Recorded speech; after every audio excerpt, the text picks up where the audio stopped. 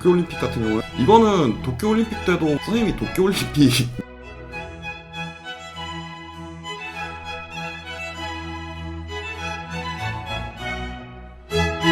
선생님이 이 업계에 딱 들어왔을 때 베이징 하계올림픽을 했었죠.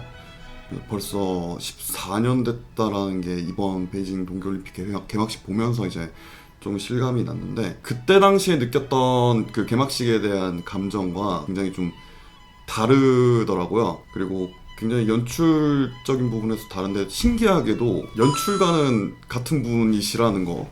그래서 이것저것 하나 한번 베이징 동계올림픽 개막식 한번 짚어보도록 하겠습니다.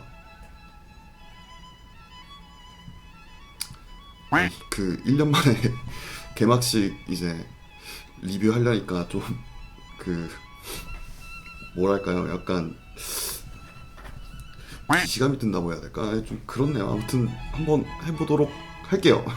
일단 베이징 올림픽 하계올림픽 2008년에 했던 하계올림픽 때는 뭔가 인해 전술이라고 해야 될까요? 일단 그 중국이 잘하고 있는 거 있지 않습니까? 사람 엄청 막 들이붓고 막 쏟아붓고 하는 그 장면들이 아직도 잊혀지지 않는데, 이번만큼은 오히려 이제 사람보다 다른 걸 좀 쏟아부은 것 같아요. 특히나 기술력이라고 해야 될까요? 그래서 같은 연출가가 연출을 맡았음에도 불구하고 되게 다른 느낌이었어요. 작년에 이제 했던 2020년 도쿄 올림픽이랑 비교해봤을 때는요, 일단 저는 그래도 베이징 동계올림픽에 손을 들어주고 싶어요. 개막식만 봤을 때는.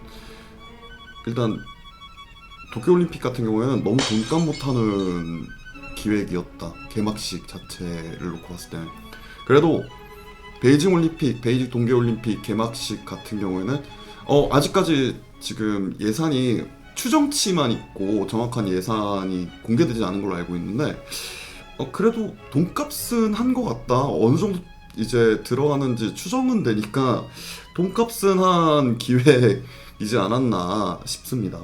좋았던 점은 미디어 아트 부분, 그리고 이제 프로젝션 매핑이라던가 일단 화려한 기술력, 이런 것들은 정말 눈호강했다고 해야 될까요? 정말 이런 것들은 개인적으로 진짜 요즘 중국 장난 아니구나, 저런 부분에 있어서는 그런 생각이 들게 했습니다. 바닥 전체를 그 면적을 전부 다 LED 바닥으로 했다라는 게 진짜 좀 깜짝 놀랐습니다. 그러니까 보통은 거기다 이제 부분적으로 이제 그 빔 프로젝션 매핑이라던가 이런 것들을 좀 해서 하는데, 저거는 선생님이 보다가 오 이랬던,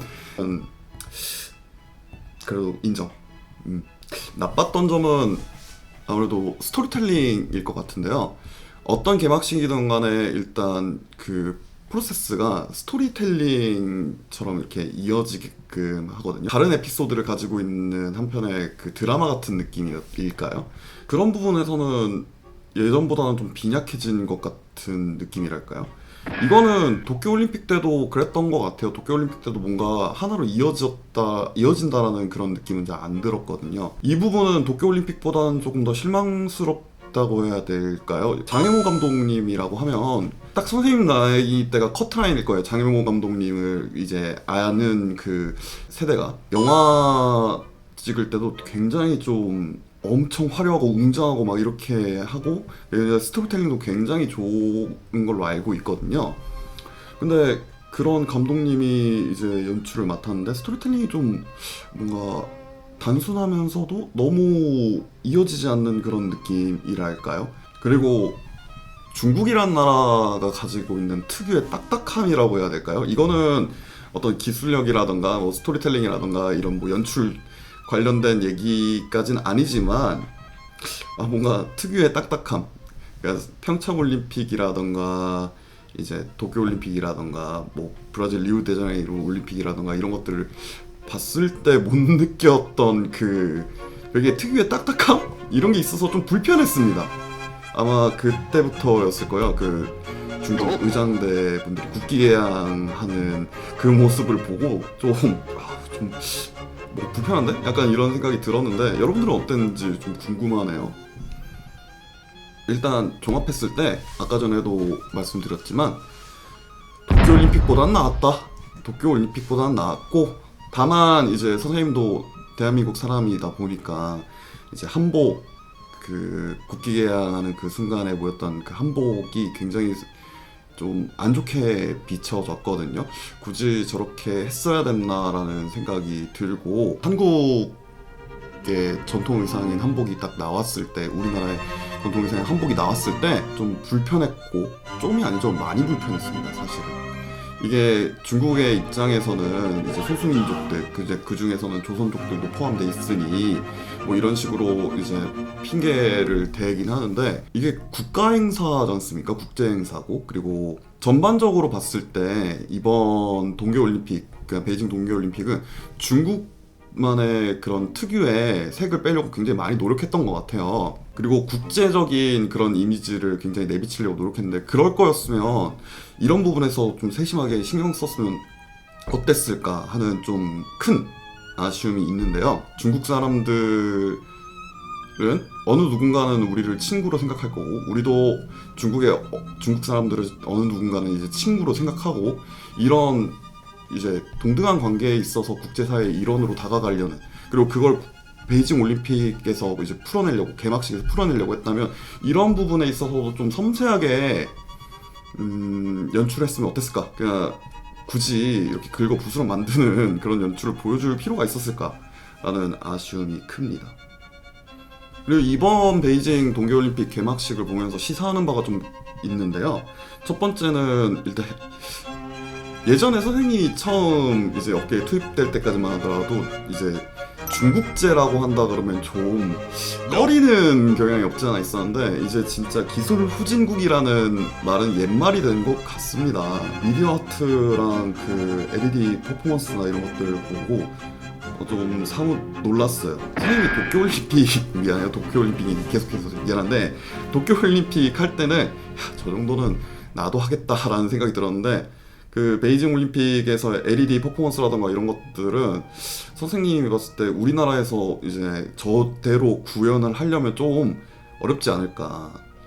이게 우리나라가 기술력이 안 돼서라기보다는 저 기술력을 이제 우리나라에서 구현할 만한 그 역량이 안 될 거예요. 예산적인 부분이라던가 그런 부분이 안 될 건데, 이러다가는 우리나라보다 이런 연출력이나 이런 부분에 있어서 굉장히 압도적으로 우위에 있지 않을까. 그래서 문화예술 콘텐츠나 이런 부분에 있어서 차용되는 그런 기술력들이 이제 중국이 우리나라를 더 앞질러 가지 않을까라는 좀 두려움이 좀 컸습니다. 그리고 이를 바탕으로 해서 선생님이 봤을 때, 그러니까 선생님 추측인데, 장혜모 감독이 연출을 할 때 중국 공산당 있잖아요. 걔네들이 그렇게까지 압박을 준 것 같지는 않아요. 그러니까 장혜모 감독이 연출하는 그 연출 그대로를 굉장히 수용한 것 같거든요. 선생님 추측입니다. 여기서 시사하는 바는 뭐냐면, 일단 중국 애들은 적어도 이런 퍼포먼스를 할 때, 그러니까 공산당이라던가 걔네들만의 그 사회, 그런 것들을 비판하지 않는 선에서는 진짜 뭐든지 다 해주는 것 같고, 그리고 이거는 선생님도 경험담인데, 중국 애들이 이런 쪽에 있어서는 인재 양성이라던가 이런 투자라던가 이런 것들을 아끼지 않는 걸로 알고 있어요. 선생님도 예전에 그 한중 관계가 좀 얼어붙기 전에 그 선생님한테 중국에 와가지고 문화예술 콘텐츠 기획해주면 안 되겠냐라는 제의를 받았었는데, 그때 선생님 기획비에 5배를 부르더라고요. 그래서 선생님도 혹했었는데, 이런 중국만의 장점이라고 해야 될까요? 그런 것들이 충분히 딱 보여지지 않았나, 이번 베이징 올림픽에서는. 그래서 어떤 연예인들이나 뭐 세계적인 스타들이나 이런 사람들을 무대에 올리지 않고도 이런 모습을 연출할 수 있지 않았나 라는 생각이 드네요. 네, 이번 베이징 동계올림픽 개막식 잘 봤고요. 예고하자면 폐막식은 리뷰를 안 할 생각입니다. 폐막식 아마 할 때쯤 되면 선생님 굉장히 바쁠 거고요. 지금 시간을 쪼개가지고 이렇게 리뷰를 하고 있는데, 이것도 원래 안 하려고 했거든요.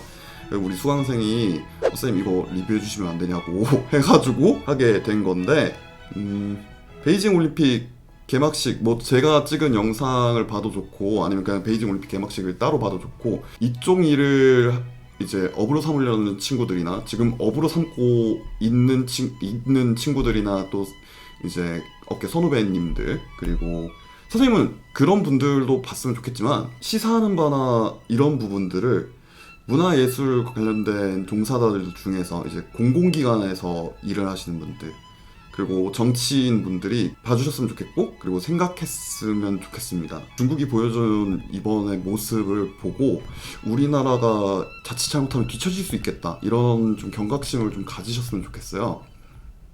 네, 그럼 마무리하도록 하겠습니다. 대한민국 선수분들 파이팅 하시고요. 금메달 못 따도 좋고 메달 못 따도 좋으니까 최선만 다해 주셨으면 좋겠습니다.